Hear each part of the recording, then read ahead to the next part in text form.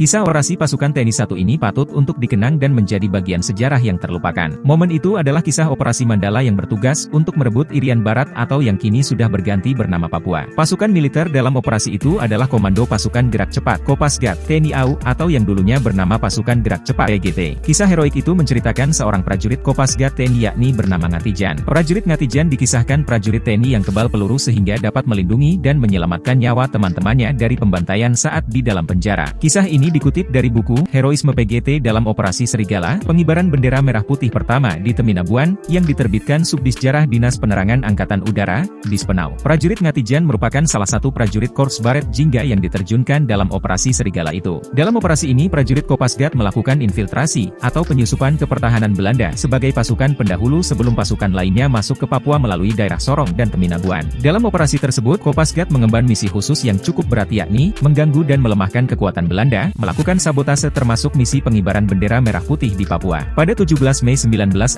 tepat pukul 4 dini hari, sebanyak 119 pasukan Baret Jingga ini diterbangkan dengan menggunakan 3 pesawat Dakota C-47 dari Pangkalan Udara Laha, Ambon. Sersan Udara 1 Rebo Hartono yang ikut dalam operasi tersebut menceritakan, sebelum dilakukan penerjunan pasukan PGT atau Kopasgat terlebih dahulu diberitahu soal operasi merebut Papua. Sersan Rebo dalam buku itu menceritakan bahwa orang-orang PGT yang kebal-kebal ada 4 yaitu Wiryadinata, Sukani, Soeroso dan Ngatijan. Saat itu Sersan Rebo dan rekan-rekannya sesama PGT atau Kopasga kontak tembak di Kampung Wersar yang menjadi lokasi bendera merah putih untuk pertama kalinya ditancapkan di Papua. Namun Sersan Rebo dan rekan-rekannya ditangkap pasukan Belanda dan disiksa di penjara. Rebo mengaku, nyawa teman-temannya termasuk dirinya selamat berkat perlindungan dari Ngatijan. Sebab Ngatijan memiliki ilmu kebal sehingga bisa menahan berondongan peluru tentara Belanda. Diceritakannya, peluru Belanda cuma bisa menempel di tubuh Ngatijan yang tidak bisa ditembus. Perjuangan pasukan PGT atau Kopasgat TNI AU berhasil merebut dan mengembalikan Papua ke NKRI. Belanda akhirnya mengakui kedaulatan Indonesia dan mau menyerahkan Papua ke pemerintah Indonesia.